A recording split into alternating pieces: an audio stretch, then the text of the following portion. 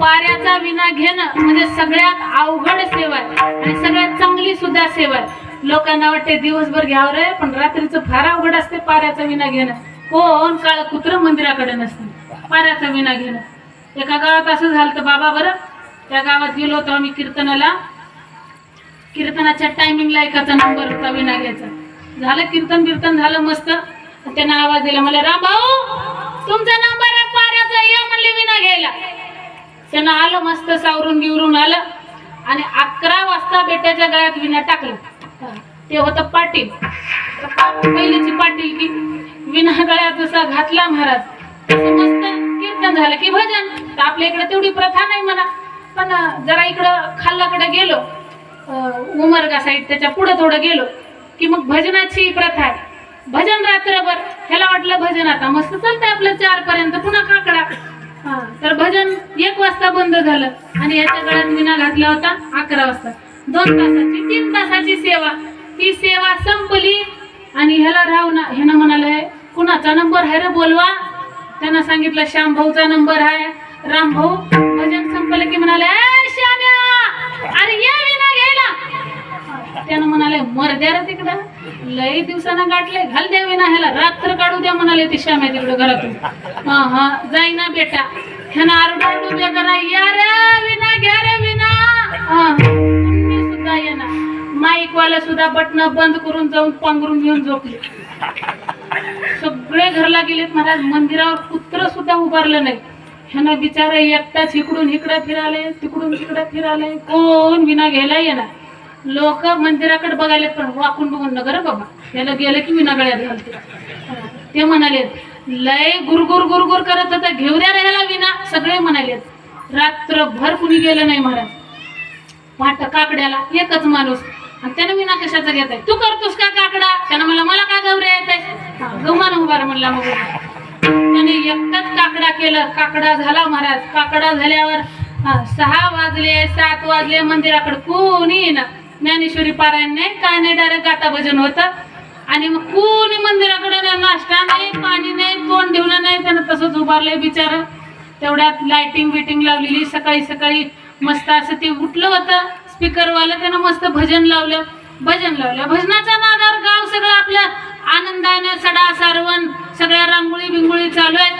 आणि तेवढ्यात त्या रस्त्यावरून एक गाडी चालली होती, मालगाडी.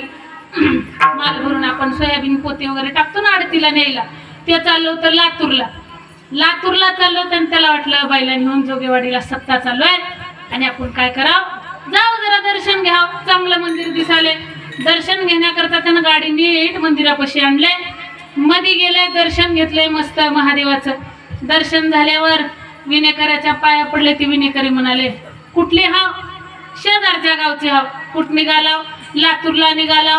कुणाचा माल घेऊन. मला लोकांचा माल घेऊन जायचं बाबा, 2 तासात पोहोचायचे. त्यानं म्हणाले 1 मिनिटाकरता विना घेताव का. हे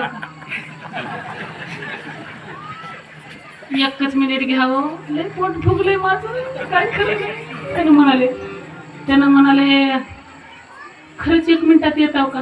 होय हो माईक छान सांगतो 1 मिनिटात येतो, लय पोट फुगले. रात्रीच्या 11ला विना घातले हो गया. अजून कोण आलं नाही म्हणलं भाड्या इकडं. ते श्याम्याला आरडाओरडून नेलं, पण ते श्याम्या काय आलं नाही म्हणलं इकडं. काय बी करा पण 1 मिनिटाकरता घ्या. बिचाराला किंवा आली.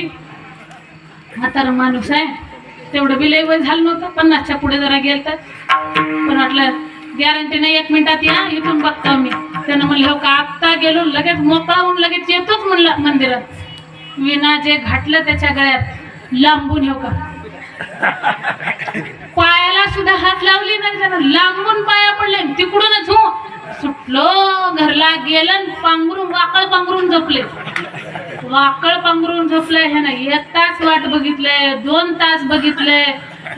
आत्ता म्हणलं 2 तासाच्या पुढे जर गेला तर गाववाल्याचा फोन येतोय, कुठपर्यंत माल गेलाय, पोचलाय का लातूरला. ह्यानं म्हणलं आता कुणाचा वाण दिसना, म्हणलं मंदिराकडे यायचा.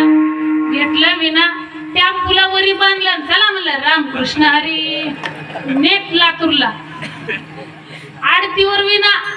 आता ते गाव तर सत्ता मोडतय, नाही ते गाव तर कोण बी गेलाय ना. नीट आडतीवर नेलं महाराज टेम्पो. आडतीवर गेलं, झालं तर तिथं काम करायला आले. पुन्हा 2 वाजता गाथा भजन करायला. भजनी आले तर हुडकायले, कुठं गेला रे राम्या, लय आरडायला होता रात्री.